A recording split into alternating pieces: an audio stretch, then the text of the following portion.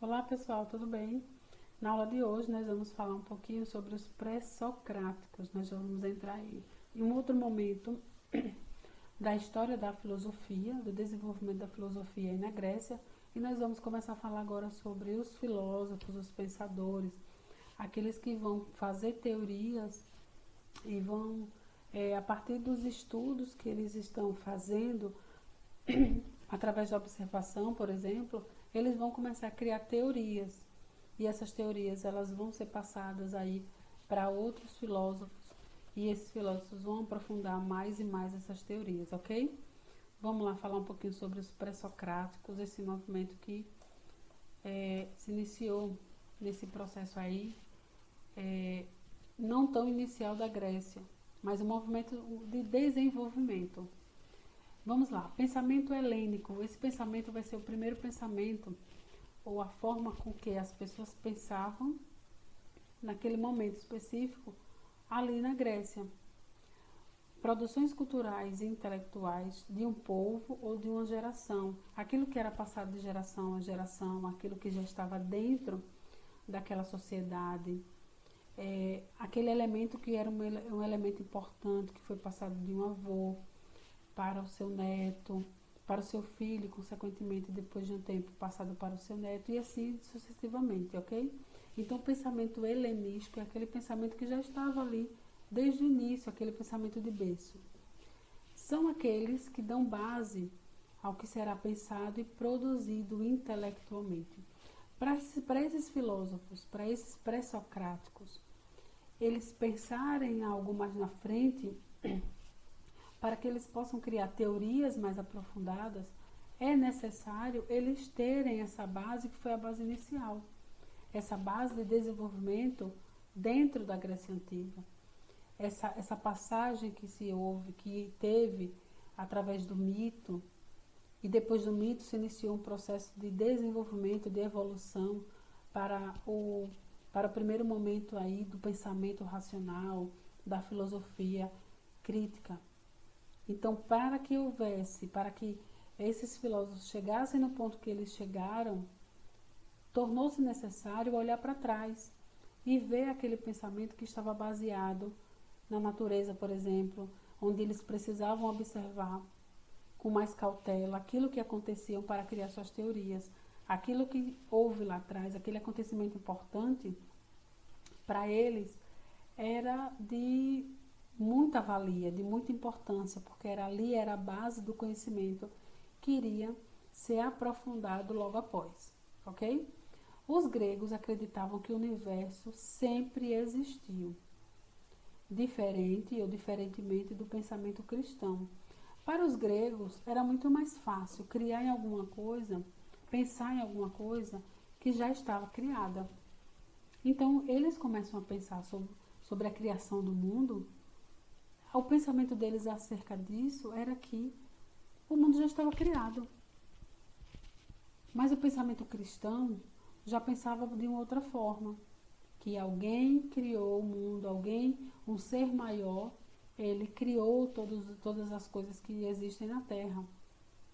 Mas para os gregos, eles não pensavam dessa forma, eles acreditavam que aquilo que já estava ali, aquilo já foi estabelecido. E não havia nenhuma figura maior que pudesse criar aquelas outras coisas. Já estava pronto, o mundo já estava pronto, já estava criado e ponto final. Ok? Então esse era o pensamento que os gregos desenvolviam naquele momento. Via o mundo como uma unidade, em que a multiplicidade era ordenada racionalmente, resultando na psis, do grego, natureza. Vou repetir essa parte que é uma parte bem importante. Eles viam o mundo, os gregos, ele está falando aí sobre os gregos. Os gregos viam o mundo como uma unidade, em que a multiplicidade ela precisava estar ordenada racionalmente, resultando na psis, do grego, a natureza. O grego ele tem um pensamento acerca da natureza em que todas as coisas estavam unidas. Não havia nada que estivesse solto. Eles pensavam de acordo com o quebra-cabeça. Cada pecinha tinha um encaixe que se unia a uma outra peça. Então era dessa forma que eles viam esse mundo como uma unidade perfeita, onde uma peça ela se encaixava na outra. Não existia uma peça específica solta ou nenhum elemento solto que não tivesse respostas. Ela teria resposta, que era essa outra peça que seria interligada a ela. O universo e todas as coisas nele presentes são inteligíveis. É possível compreender a realidade, dizer o que ela produz, dizer que ela e produzir uma teoria sobre ela. Essa perspectiva aí está trabalhando que a fonte e a base que os gregos pensavam. O universo e todas as coisas neles que existem neles são inteligíveis. Então é necessário, é possível você olhar aquele fato, o fenômeno e compreender a realidade e criar uma teoria sobre aquilo, só através da sua observação. Assim era que os gregos pensavam, assim eles acreditavam. Quando a gente fala sobre o desenvolvimento da filosofia, a gente está falando justamente desse ponto que eu citei agora. Eles acreditavam que o universo e todas as coisas que nele estão presentes são seres inteligíveis. E por isso que eu posso compreender essa realidade do que está acontecendo. Mas eu posso ir além disso, além de compreender a realidade, eu posso criar uma teoria sobre ela. É por isso que esses filósofos, eles conseguem, através da observação, desse olhar mais minucioso, eles criarem teorias sobre diversas coisas, sobre diversos temas, porque eles estão observando o tempo todo. E eles acreditam que aquela força, aquele ser é inteligível. Ok? Continuando aí, tudo isso só é possível porque o ser humano possui um meio de conhecimento dessa realidade, disso que a gente citou agora, daquilo que rodeia ele. Aquele ponto importante que os filósofos citam na questão do desenvolvimento da filosofia, pode ser uma coisa boba, pode ser uma coisa maior, mas aquilo é importante.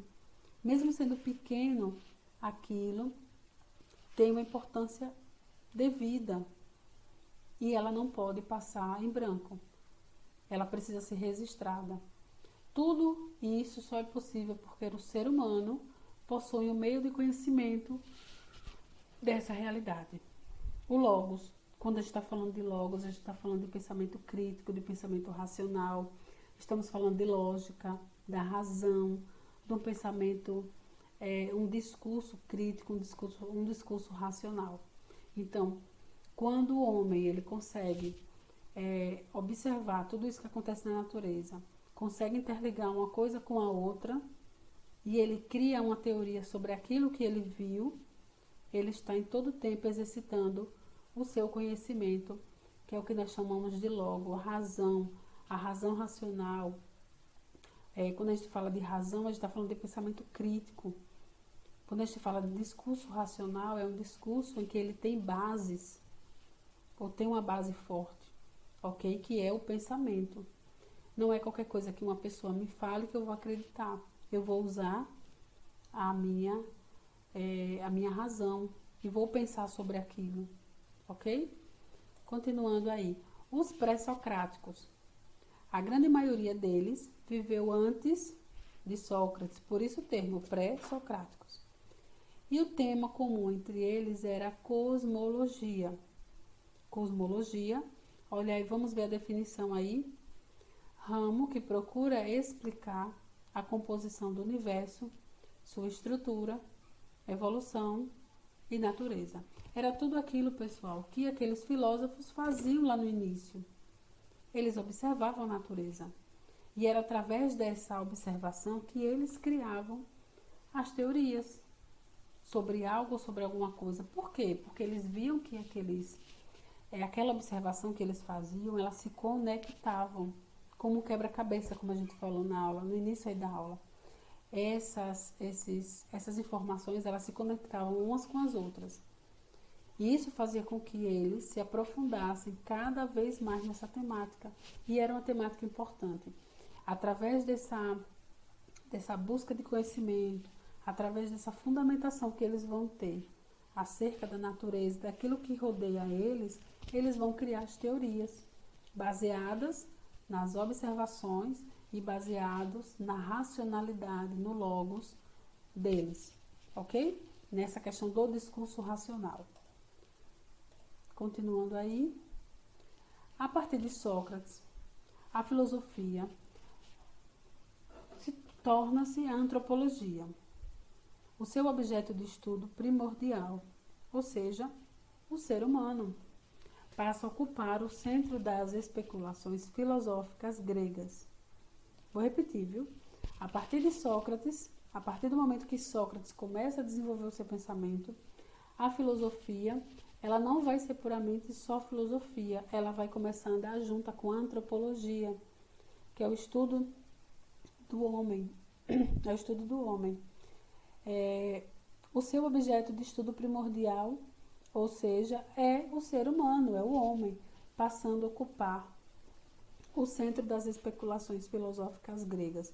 Então, antes de Sócrates, nós vamos ver que o conhecimento filosófico ele vai estar pautado à natureza, às observações, e a partir dessa natureza, dessas observações, serão criadas teorias. Após o período de Sócrates, a figura começa a se modificar. Começa agora a olhar não somente esse olhar que o filósofo tinha, mas a filosofia se une a um outro conhecimento, que vai ser um conhecimento muito importante, que é a antropologia.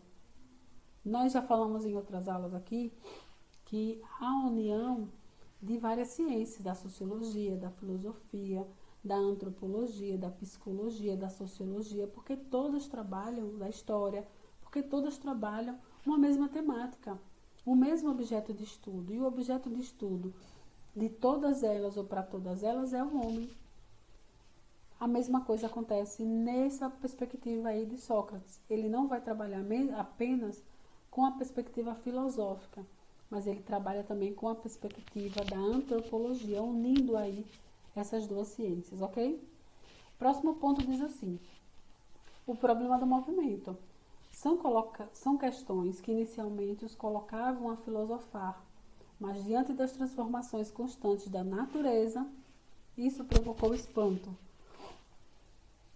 Esse problema, ele vai ser visto como, o nome é problema do movimento. Quando esses homens começam a observar a natureza e tudo que nelas há, eles começam a perceber que há movimento acontecendo nesse contexto. O homem, ele não fica paradinho. O homem, ele fica em constante movimento. E a filosofia, ela necessitava observar as transformações que ocorriam nesse contexto. Só que essas transformações, essa mudança era muito rápida, era muito brusca. E isso fazia com que os filósofos olhassem isso com espanto.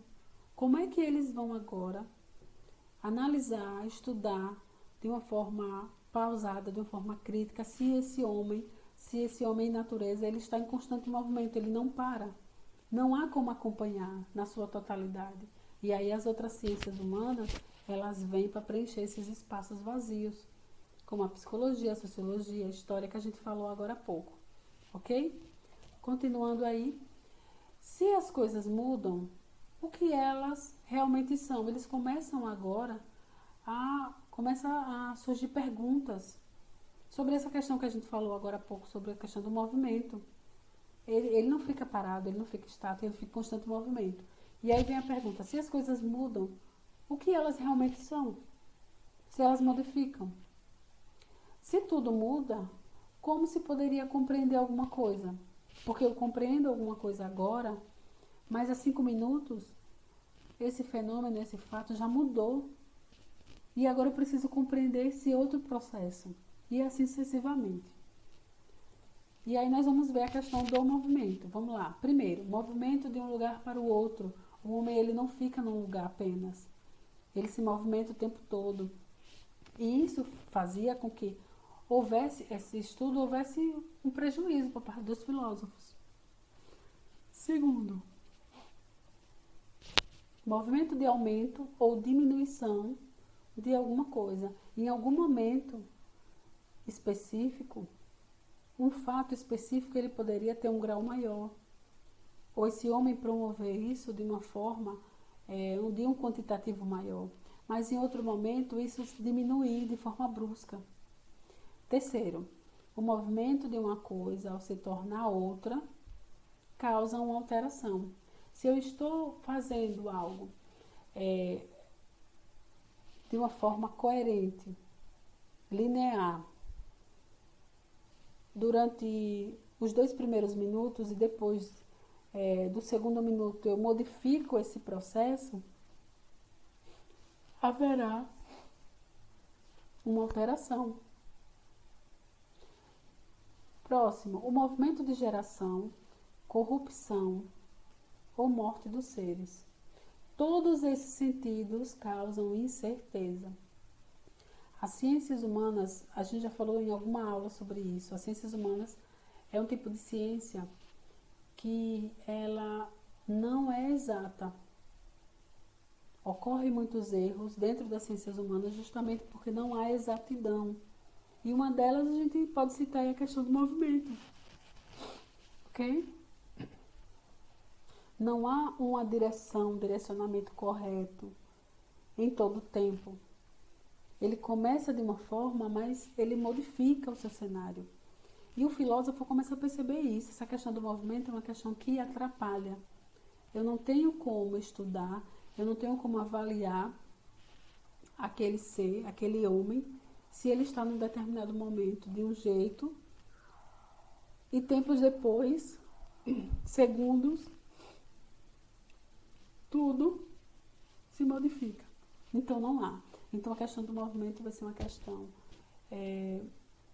muito preocupante para os filósofos, porque eles não vão conseguir analisar de forma completa e concreta esses movimentos executados por esse homem.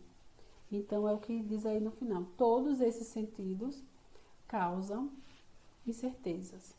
Incertezas em todos que estão ao redor, todos que estão à volta desse homem, que está em constante movimento o tempo todo.